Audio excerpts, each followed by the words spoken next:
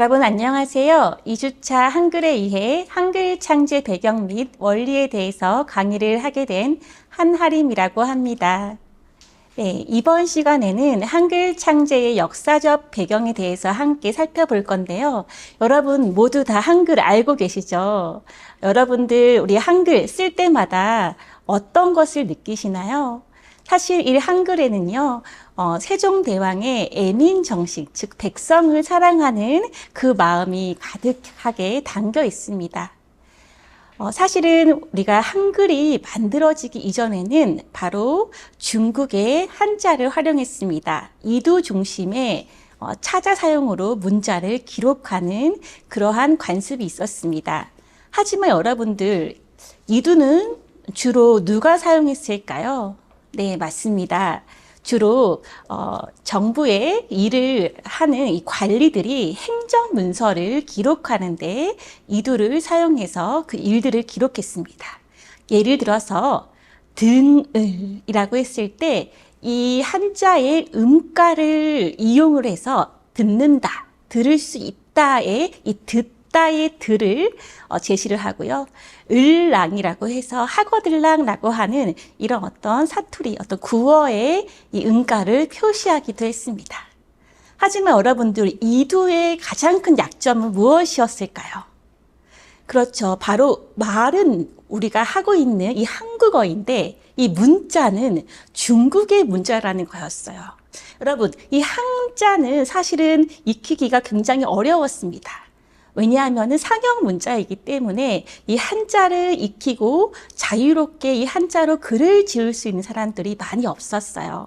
자, 그렇기 때문에 일반 서민들, 즉 백성들은 일기나 편지, 메모와 같이 우리가 지금 일상적으로 기록을 하는 어떤 이러한 기호, 즉 코드, 이 문자가 없었습니다. 자, 그러면 여러분 어떤 문제가 생길까요? 그렇죠. 바로 신분 격차가 점점 커지게 되었습니다.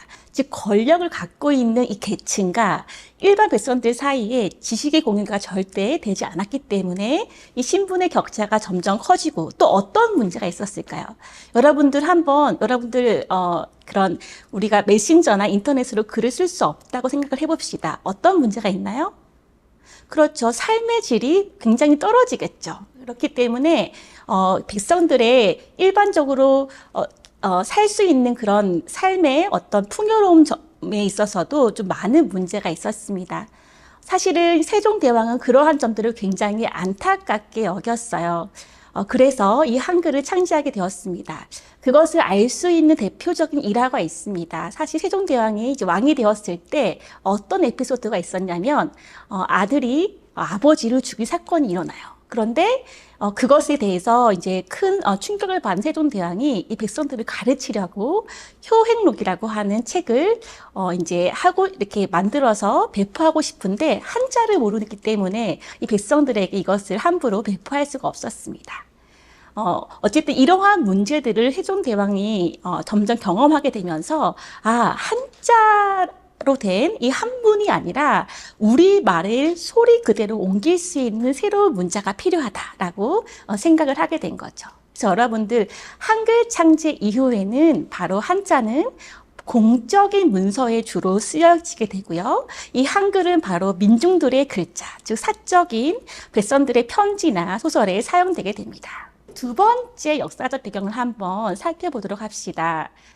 세종대왕은요, 성리학을 국가의 새로운 통치 이념으로서 세우고자 했습니다. 자, 국가를 사실은 그 이전까지는 고려시대 때는 국가를 지탱하고 있던 사상이 바로 불교였습니다. 근데 불교가 아니라 새로운 고려시대가 이제 끝나고 조선시대가 초기에 건국되는 이 시기에 새로운 통치 이념이 필요했기 때문에 그것이 녹아 들어간 어떤 문자를 만들고 싶어 했어요. 그렇기 때문에 이 성리학의 세계관을 바탕으로 한글을 창제했습니다. 여러분 태극기 모양 다 아시죠? 예, 이 태극기 문양에 바로 이 성리학의 사상이 들어가 있습니다. 지금 그림에서 보시다시피 음과 양이 이렇게 조화가 된 것을 볼 수 있는데요. 이러한 빨간색과 파란색의 이러한 조화, 어우러짐은 바로 음과 양의 조화를 뜻하고 또 자음과 모음의 어우러짐을 뜻한다라고 할 수 있습니다. 자, 그렇기 때문에 이런 한글을 토대로 성리학의 사상을 전파시키고자 했고 이것을 조선시대의 새로운 통치 이념으로서 강조하고자 하였습니다. 자, 세 번째 한글 창제의 역사적 배경입니다.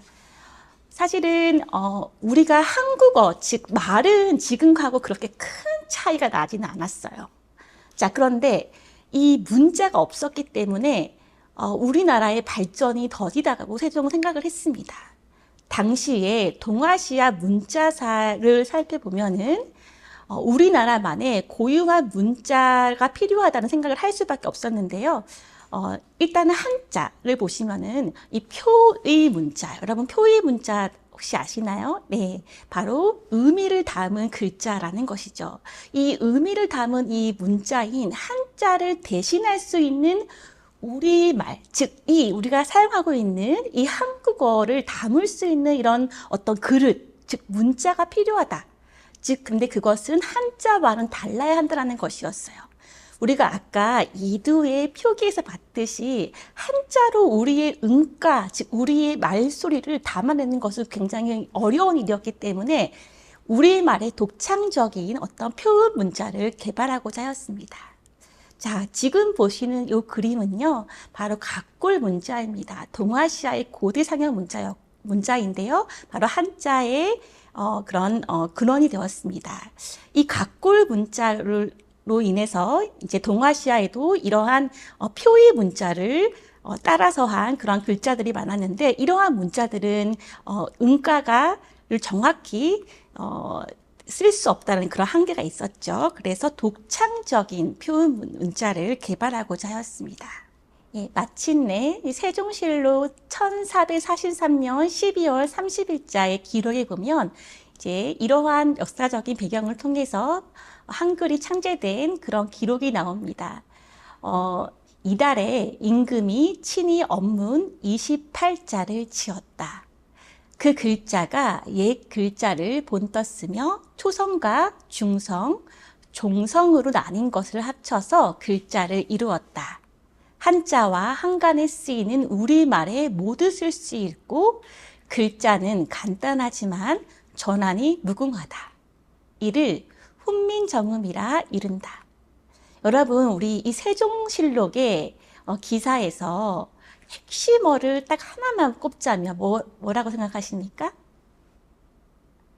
네, 그렇습니다. 바로 우리말입니다. 우리말에 모두 쓸 수 있다라는 것입니다.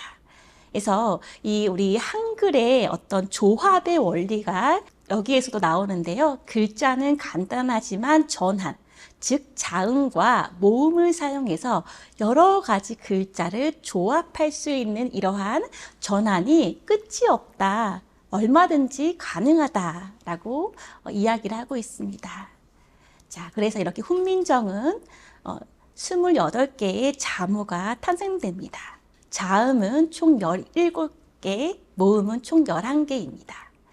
자, 이러한 한글 창제는요, 탄생일이 있는 유일한 문자라고 할 수가 있겠습니다. 예, 훈민정음은 바로 백성을 가르치는 바른 소리다라고 하는 뜻을 가지고 있습니다. 훈은 바로 가르치다라고 하는 뜻을 가지고 있습니다. 미는 바로 백성을 가리킵니다. 정은 바르다, 음은 소리, 즉 백성을 가르치는 바른 소리라는 뜻이죠.